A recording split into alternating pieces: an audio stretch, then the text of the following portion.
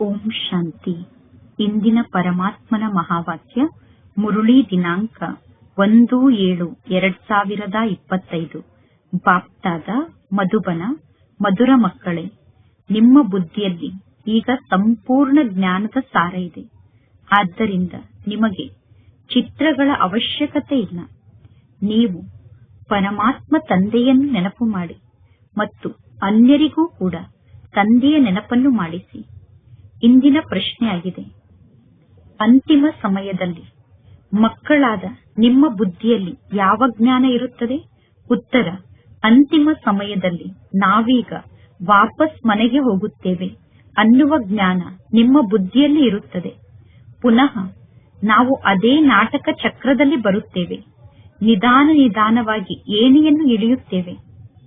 ಪುನಃ ನಮ್ಮನ್ನು ಏರುವ ಕಲೆಗೆ ಕರೆದುಕೊಂಡು ಹೋಗುವುದಕ್ಕೋಸ್ಕರ ಪರಮಾತ್ಮ ತಂದೆ ಬರುತ್ತಾರೆ.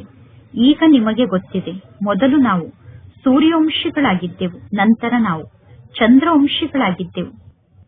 ಈ ಜ್ಞಾನ ಮಾರ್ಗದಲ್ಲಿ ಚಿತ್ರಗಳ ಅವಶ್ಯಕತೆ ಕೂಡ ಇಲ್ಲ. ಓಂ ಶಾಂತಿ.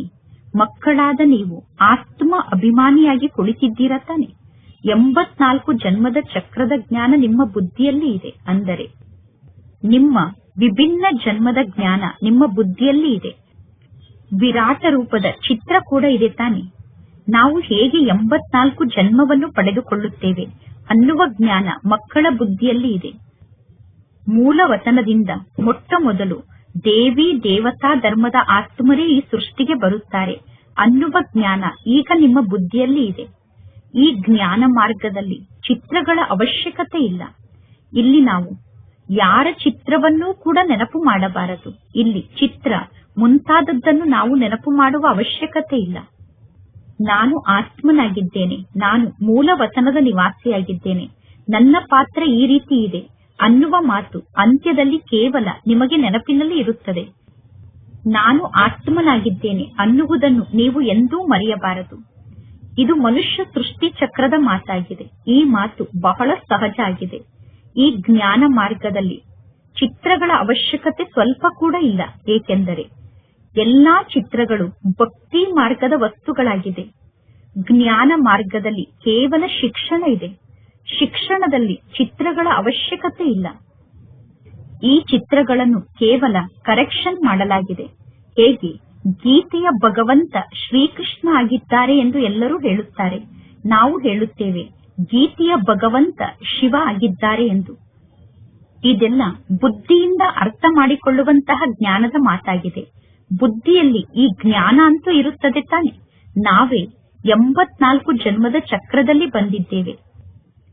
ಈಗ ನಾವು ಪವಿತ್ರರಾಗಬೇಕು. ನಾವೀಗ ಪವಿತ್ರರಾಗಿ ಪುನಃ ಹೊಸದಾಗಿ ಈ ನಾಟಕ ಚಕ್ರದಲ್ಲಿ ಬರುತ್ತೇವೆ. ನಾವೀಗ ಪವಿತ್ರರಾಗಿ ಪುನಃ ಹೊಸದಾಗಿ ನಾಟಕ ಚಕ್ರದಲ್ಲಿ ಪಾತ್ರವನ್ನು ಅಭಿನಯ ಮಾಡುತ್ತೇವೆ ಅನ್ನುವುದು ಜ್ಞಾನದ ಸಾರ ಆಗಿದೆ. ಈ ಜ್ಞಾನದ ಸಾರವನ್ನು ಬುದ್ಧಿಯಲ್ಲಿ ಧಾರಣೆ ಮಾಡಿಕೊಳ್ಳಬೇಕು.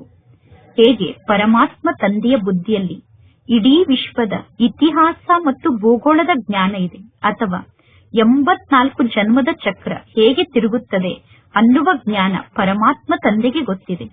ಅದೇ ರೀತಿ ನಾವು ಸೂರ್ಯವಂಶಿಗಳಾಗುತ್ತೇವೆ, ಪುನಃ ನಾವೇ ಚಂದ್ರವಂಶಿಗಳಾಗುತ್ತೇವೆ ಅನ್ನುವ ಜ್ಞಾನ ನಿಮ್ಮ ಬುದ್ಧಿಯಲ್ಲಿ ಇದೆ. ಇಲ್ಲಿ ಚಿತ್ರಗಳ ಅವಶ್ಯಕತೆ ಇಲ್ಲ.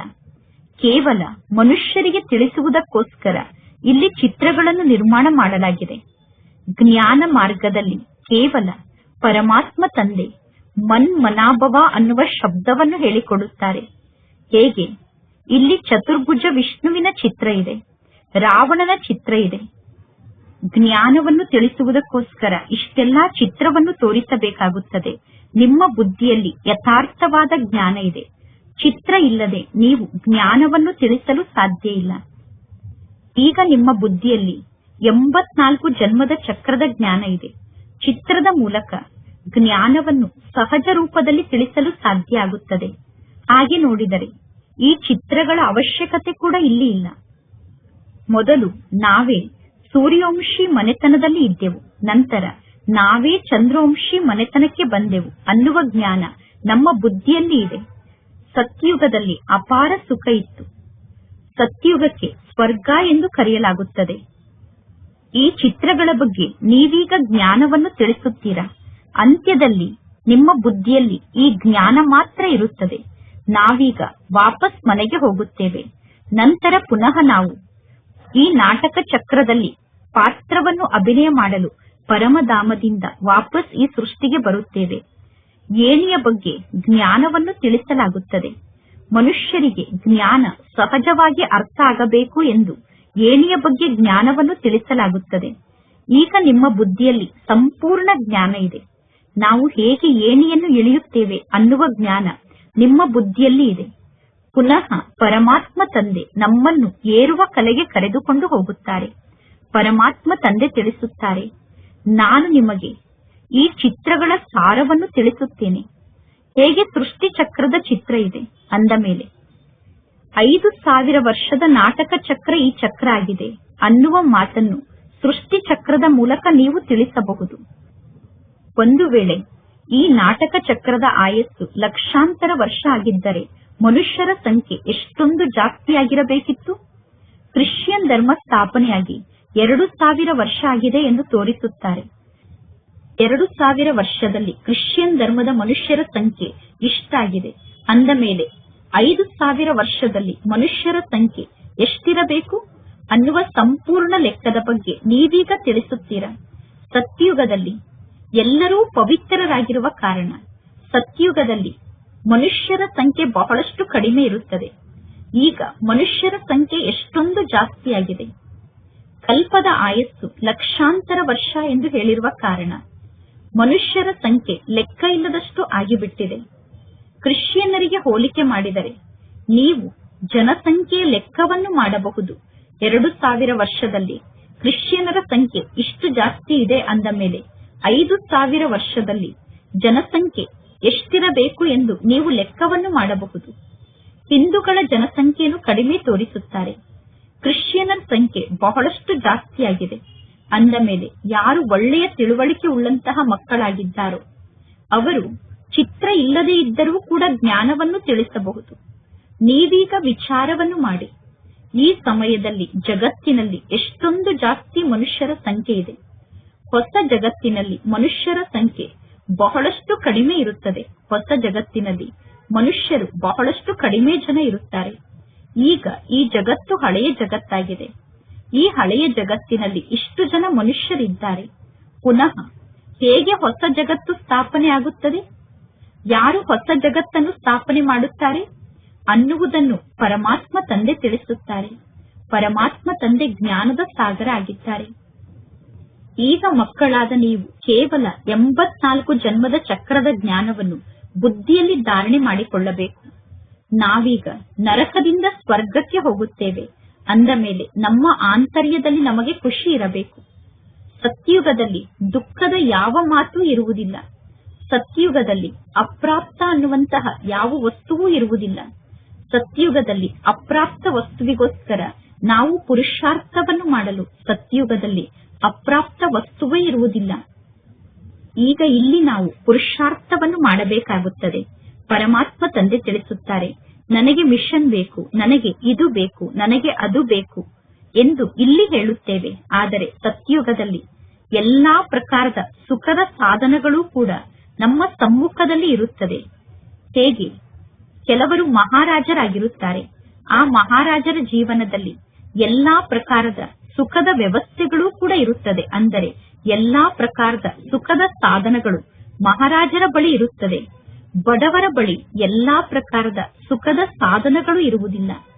ಆದರೆ ಇದು ಕಲಿಯುಗ ಆಗಿದೆ. ಅಂದ ಮೇಲೆ ಕಲಿಯುಗದಲ್ಲಿ ಎಲ್ಲಾ ಪ್ರಕಾರದ ಕಾಯಿಲೆ ಮುಂತಾದದ್ದು ಇದೆ. ಈಗ ನೀವು ಹೊಸ ಜಗತ್ತಿಗೆ ಹೋಗುವುದಕ್ಕೋಸ್ಕರ ಪುರುಷಾರ್ಥವನ್ನು ಮಾಡುತ್ತೀರಾ. ನರಕ ಮತ್ತು ಸ್ವರ್ಗ ಎರಡೂ ಇಲ್ಲೇ ಇರುತ್ತದೆ. ಇನ್ನು ಸೂಕ್ಷ್ಮ ವತನದಲ್ಲಿ ಎಷ್ಟೆಲ್ಲಾ ವೈಭವವನ್ನು ತೋರಿಸುತ್ತಾರೋ ಅದೆಲ್ಲ ಸಮಯವನ್ನು ಪಾಸ್ ಮಾಡುವುದಕ್ಕೋಸ್ಕರ ಆಗಿದೆ. ಟೈಮ್ ಪಾಸ್ಗೋಸ್ಕರ ಸೂಕ್ಷ್ಮ ವತನದಲ್ಲಿ ವಿಭಿನ್ನ ಪ್ರಕಾರದ ಸಾಕ್ಷಾತ್ಕಾರ ಆಗುತ್ತದೆ. ಎಲ್ಲಿಯವರೆಗೂ ನೀವು ಕರ್ಮಾತೀತ ಸ್ಥಿತಿಯನ್ನು ರೂಪಿಸಿಕೊಳ್ಳುವುದಿಲ್ಲವೋ ಅಲ್ಲಿಯವರೆಗೂ ಟೈಮ್ ಪಾಸ್ ಮಾಡುವುದಕ್ಕೋಸ್ಕರ ಇದೆಲ್ಲ ಆಟ ಆಗಿದೆ. ಕರ್ಮಾತೀತ ಸ್ಥಿತಿಯನ್ನು ರೂಪಿಸಿಕೊಂಡರೆ ಸಾಕು. ಆಗ ಆತ್ಮನಾದ ನಾನು ನನ್ನ 84 ಜನ್ಮದ ಚಕ್ರವನ್ನು ಪೂರ್ಣ ಮಾಡಿದ್ದೇನೆ, ನಾನೀಗ ವಾಪಸ್ ಮನೆಗೆ ಹೋಗುತ್ತೇನೆ ಅನ್ನುವ ಮಾತಿನ ನೆನಪು ನಿಮಗೆ ಇರುತ್ತದೆ. ಪುನಃ ನಾವು ಸತೋ ಪ್ರಧಾನ ಜಗತ್ತಿಗೆ ಬರುತ್ತೇವೆ. ಸತೋ ಪ್ರಧಾನ ಜಗತ್ತಿಗೆ ಬಂದು ಸತೋ ಪ್ರಧಾನ ಜಗತ್ತಿನಲ್ಲಿ ಪುನಃ ನಾವು ಪಾತ್ರವನ್ನು ಅಭಿನಯ ಮಾಡುತ್ತೇವೆ. ಈ ಜ್ಞಾನ ಬುದ್ಧಿಯಲ್ಲಿ ಧಾರಣೆ ಆಗಿದೆ. ಈ ಜ್ಞಾನ ಬುದ್ಧಿಗೋಸ್ಕರ ಆಗಿದೆ. ಈ ಜ್ಞಾನ ಮಾರ್ಗದಲ್ಲಿ ಚಿತ್ರಗಳ ಅವಶ್ಯಕತೆ ಕೂಡ ಇಲ್ಲ. ಹೇಗೆ ಲೌಕಿಕ ಜಗತ್ತಿನಲ್ಲಿ ವಕೀಲರಾಗುವುದಕ್ಕೋಸ್ಕರ ಎಷ್ಟೊಂದು ಶಿಕ್ಷಣವನ್ನು ಕಲಿಯುತ್ತಾರೆ. ವಕೀಲರಾದ ನಂತರ ಅಲ್ಲಿಯವರೆಗೂ ಏನೆಲ್ಲವನ್ನು ಕಲಿತಿದ್ದರೋ ಅದೆಲ್ಲ ಬುದ್ಧಿಯಿಂದ ಸಮಾಪ್ತಿಯಾಗಿ ಬಿಡುತ್ತದೆ. ರಿಸಲ್ಟ್ ಬಂದ ತಕ್ಷಣ ಪದವಿ ಪ್ರಾಪ್ತಿಯಾಗುತ್ತದೆ. ಇಲ್ಲಿ ನೀವು ಶಿಕ್ಷಣವನ್ನು ಕಲಿತು ನಂತರ ಸತ್ಯುಗಕ್ಕೆ ಹೋಗಿ ರಾಜ್ಯವನ್ನು ಆಳುತ್ತೀರಾ. ಸತ್ಯುಗದಲ್ಲಿ ಜ್ಞಾನದ ಅವಶ್ಯಕತೆ ಇರುವುದಿಲ್ಲ. ಈ ಚಿತ್ರಗಳಲ್ಲೂ ಕೂಡ ಯಾವುದು ಸರಿಯಾದ ಚಿತ್ರ ಆಗಿದೆ, ಯಾವುದು ತಪ್ಪು ಚಿತ್ರ ಆಗಿದೆ ಅನ್ನುವ ಜ್ಞಾನ ನಿಮ್ಮ ಬುದ್ಧಿಯಲ್ಲಿ ಇದೆ. ಪರಮಾತ್ಮ ತಂದೆ ಕುಳಿತು ತಿಳಿಸುತ್ತಾರೆ, ಈ ಲಕ್ಷ್ಮಿ ಮತ್ತು ನಾರಾಯಣ ಯಾರಾಗಿದ್ದಾರೆ, ವಿಷ್ಣು ಏನನ್ನು ಮಾಡುತ್ತಾರೆ, ಈ ಸಮಯದಲ್ಲಿ ವಿಷ್ಣು ಏನನ್ನು ಮಾಡುತ್ತಾರೆ. ವಿಷ್ಣುವಿನ ಚಿತ್ರವನ್ನು ನೋಡಿ ಮನುಷ್ಯರು ಗೊಂದಲಕ್ಕೊಳಗಾಗುತ್ತಾರೆ. ಯಾವ ಮಾತನ್ನೂ ಅರ್ಥ ಮಾಡಿಕೊಳ್ಳದೆ ಕೇವಲ ಪೂಜೆಯನ್ನು ಮಾಡಿದರೆ ಆ ಪೂಜೆ ವ್ಯರ್ಥ ಪೂಜೆ ಆಗುತ್ತದೆ. ಮನುಷ್ಯರು ಯಾವ ಮಾತನ್ನೂ ತಿಳಿದುಕೊಂಡಿಲ್ಲ. ಹೇಗೆ ವಿಷ್ಣುವಿನ ಬಗ್ಗೆ ಜನರಿಗೆ ಗೊತ್ತಿಲ್ಲವೋ ಅದೇ ರೀತಿ ಲಕ್ಷ್ಮೀ ನಾರಾಯಣರ ಬಗ್ಗೆ ಕೂಡ ಜನರಿಗೆ ಗೊತ್ತಿಲ್ಲ. ಬ್ರಹ್ಮ ವಿಷ್ಣು ಶಂಕರರ ಬಗ್ಗೆ ಕೂಡ ಮನುಷ್ಯರಿಗೆ ಗೊತ್ತಿಲ್ಲ. ಈ ಬ್ರಹ್ಮ ತಂದೆ ಈಗ ಸಾಕಾರ ಜಗತ್ತಿನಲ್ಲಿ ಇದ್ದಾರೆ. ಈ ಬ್ರಹ್ಮ ತಂದೆ ಪವಿತ್ರರಾಗಿ ಶರೀರವನ್ನು ತ್ಯಾಗ ಮಾಡಿ ಪುನಃ ಸೂಕ್ಷ್ಮ ವತನಕ್ಕೆ ಹೋಗುತ್ತಾರೆ. ಈಗ ಈ ಹಳೆಯ ಜಗತ್ತಿನ ಬಗ್ಗೆ ನಿಮಗೆ ವೈರಾಗ್ಯ ಬಂದಿದೆ. ಏಕೆಂದರೆ ಈ ಹಳೆಯ ಜಗತ್ತಿನ ಕರ್ಮ ಬಂಧನ ದುಃಖವನ್ನು ನೀಡುವಂತದ್ದಾಗಿದೆ. ಈಗ ಪರಮಾತ್ಮ ತಂದೆ ತಿಳಿಸುತ್ತಾರೆ, ನೀವೀಗ ನಿಮ್ಮ ಮನೆಗೆ ನಡೆಯಿರಿ. ನಿಮ್ಮ ಮನೆಯಲ್ಲಿ ದುಃಖದ ಹೆಸರೂ ಚಿಹ್ನೆ ಕೂಡ ಇರುವುದಿಲ್ಲ. ಮೊದಲು ನಾವು ನಮ್ಮ ಮನೆಯಲ್ಲೇ ಇದ್ದೆವು, ನಂತರ ನಾವು ನಮ್ಮ ರಾಜ್ಯದಾನಿಗೆ ಬರುತ್ತೇವೆ.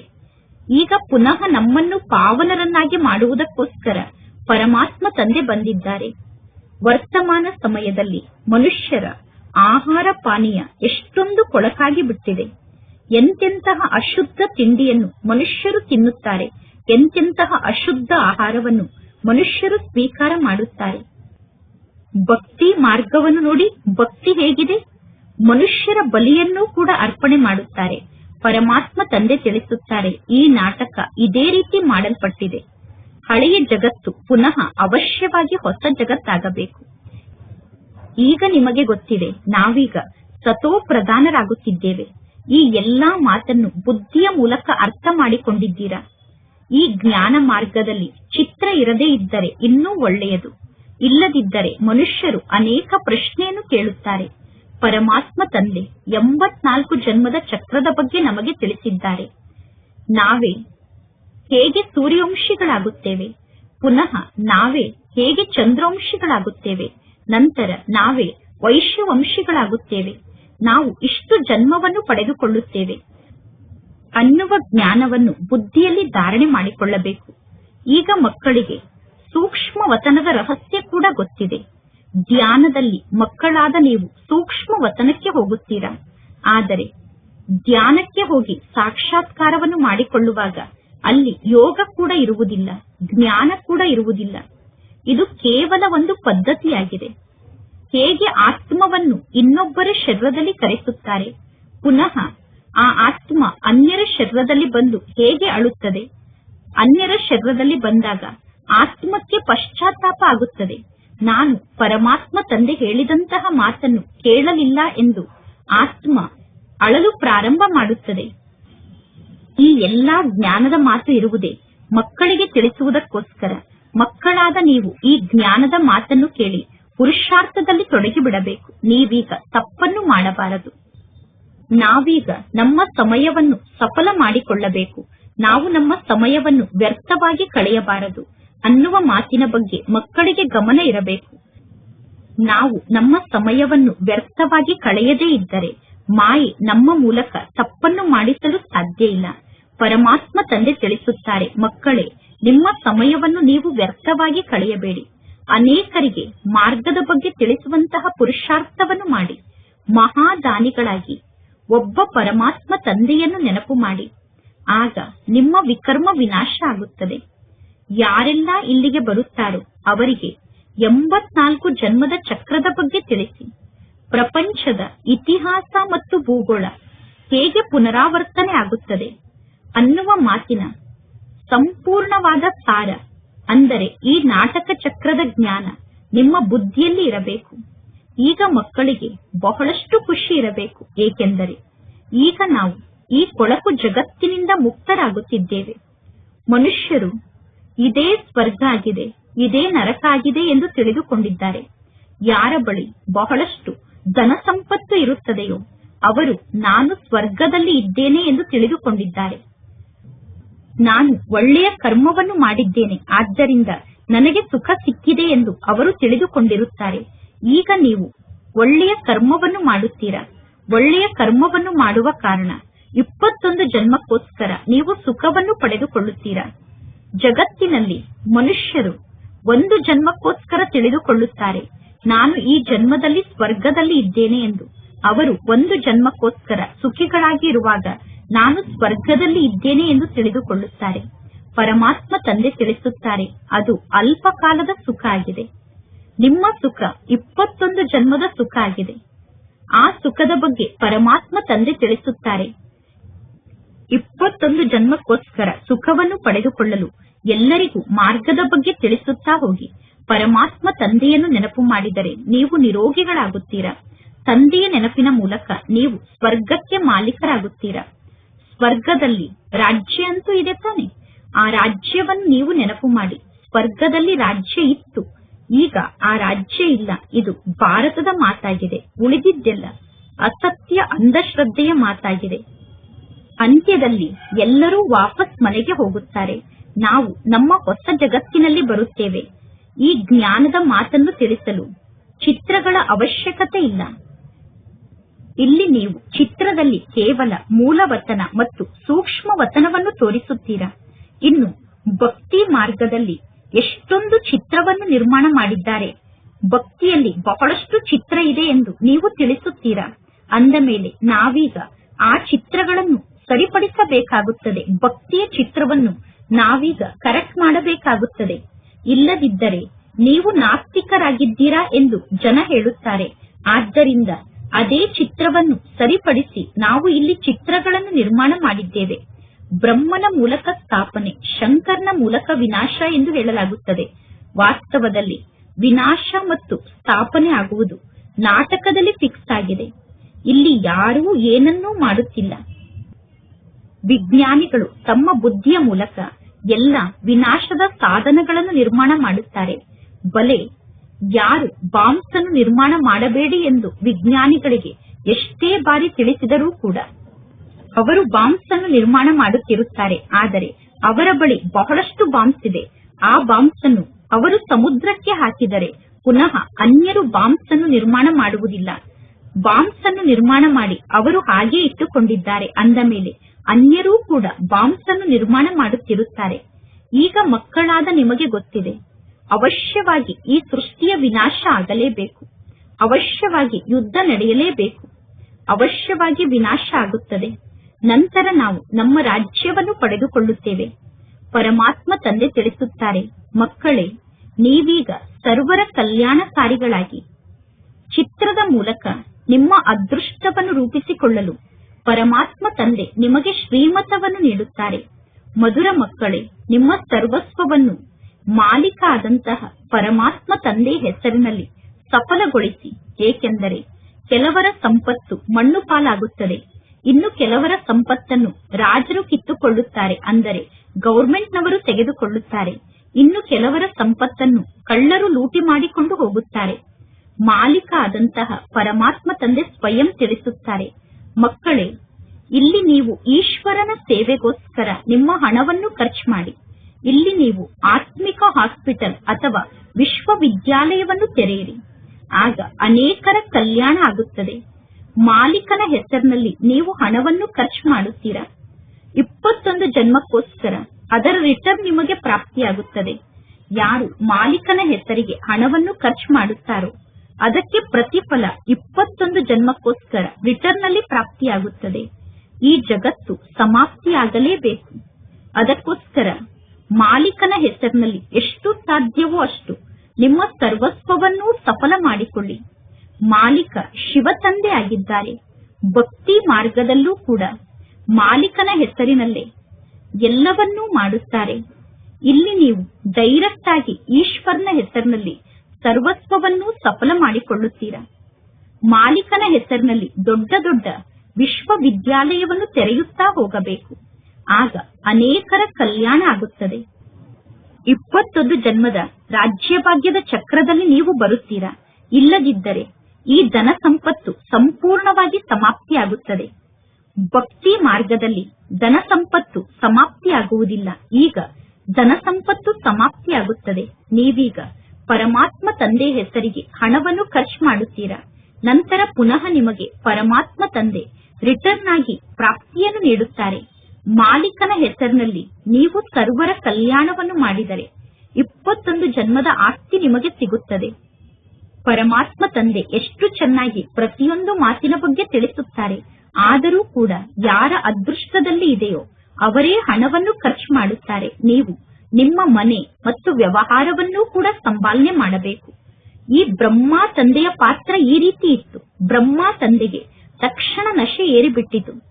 ಪರಮಾತ್ಮ ತಂದೆ ನನಗೆ ರಾಜ್ಯಭಾಗ್ಯವನ್ನು ನೀಡುತ್ತಿದ್ದಾರೆ ಅಂದ ಮೇಲೆ ಈ ಕತ್ತೆಯ ಸಮಾನ ಆಗಿರುವ ವ್ಯವಹಾರವನ್ನು ತೆಗೆದುಕೊಂಡು ನಾನೇನು ಮಾಡಲಿ ಎಂದು ಬ್ರಹ್ಮ ತಂದೆ ಸರ್ವಸ್ವವನ್ನೂ ಅರ್ಪಣೆ ಮಾಡಿದರು.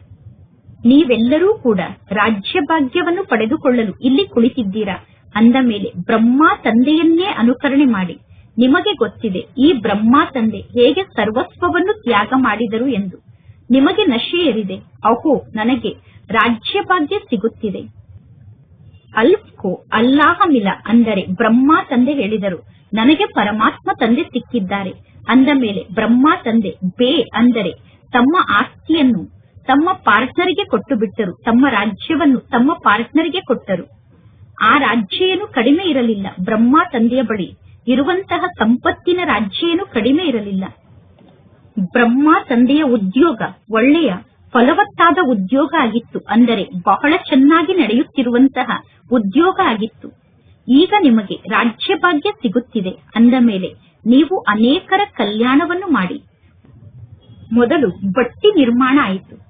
ಬಟ್ಟಿಯಲ್ಲಿ ಎಷ್ಟೋ ಜನ ಪರಿಪಕ್ವಾಗಿ ತಯಾರಾದರು. ಇನ್ನು ಕೆಲವರು ಕಚ್ಚಾಗಿ ಉಳಿದುಕೊಂಡರು. ಗೌರ್ಮೆಂಟ್ನವರು ಕೂಡ ನೋಟನ್ನು ನಿರ್ಮಾಣ ಮಾಡುತ್ತಾರೆ. ಕೆಲವು ನೋಟ್ಗಳು ಸರಿಯಾಗಿ ತಯಾರಾಗುವುದಿಲ್ಲ. ನೋಟ್ ಸರಿಯಾಗಿ ತಯಾರಾಗದೇ ಇದ್ದರೆ ಗೌರ್ಮೆಂಟ್ನವರು ಆ ನೋಟನ್ನು ಸುಡುತ್ತಾರೆ. ಮೊದಲು ಬೆಳ್ಳಿಯ ನಾಣ್ಯ ಇತ್ತು. ಮೊದಲು ಬೆಳ್ಳಿಯ ನಾಣ್ಯವೇ ಕಾರ್ಯಕ್ಕೆ ಬರುತ್ತಿತ್ತು. ಚಿನ್ನ ಮತ್ತು ಬೆಳ್ಳಿ ಮೊದಲು ಬಹಳಷ್ಟು ಇತ್ತು. ಈಗ ನೋಡಿ ಎಂತಹ ನೋಟ್ ಬಂದಿದೆ. ಈಗ ಜಗತ್ತಿನ ಪರಿಸ್ಥಿತಿ ಏನಾಗಿದೆ ನೋಡಿ. ಕೆಲವರ ಸಂಪತ್ತನ್ನು ರಾಜರು ಕಬಳಿಸುತ್ತಾರೆ. ಅಂದರೆ ಗೌರ್ಮೆಂಟ್ನವರು ತೆಗೆದುಕೊಳ್ಳುತ್ತಾರೆ. ಕೆಲವರ ಸಂಪತ್ತನ್ನು ಕಳ್ಳರು ಲೂಟಿ ಮಾಡಿಕೊಂಡು ಹೋಗುತ್ತಾರೆ. ಎಷ್ಟೊಂದು ಕಳ್ಳತನ ನಡೆಯುತ್ತಿರುತ್ತದೆ ನೋಡಿ. ಬರಗಾಲ ಕೂಡ ಬರುತ್ತದೆ. ಏಕೆಂದರೆ ಇದು ರಾವಣ ರಾಜ್ಯ ಆಗಿದೆ.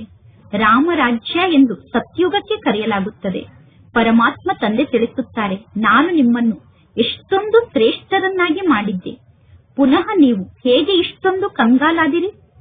ಈಗ ಮಕ್ಕಳಾದ ನಿಮಗೆ ಎಷ್ಟೊಂದು ಜ್ಞಾನ ಪ್ರಾಪ್ತಿಯಾಗಿದೆ ಅಂದ ಮೇಲೆ ಮಕ್ಕಳಿಗೆ ಖುಷಿ ಇರಬೇಕು. ದಿನ ಪ್ರತಿದಿನ ಕಳೆದಂತೆ ನಿಮ್ಮ ಖುಷಿ ವೃದ್ಧಿಯಾಗುತ್ತಾ ಹೋಗುತ್ತದೆ.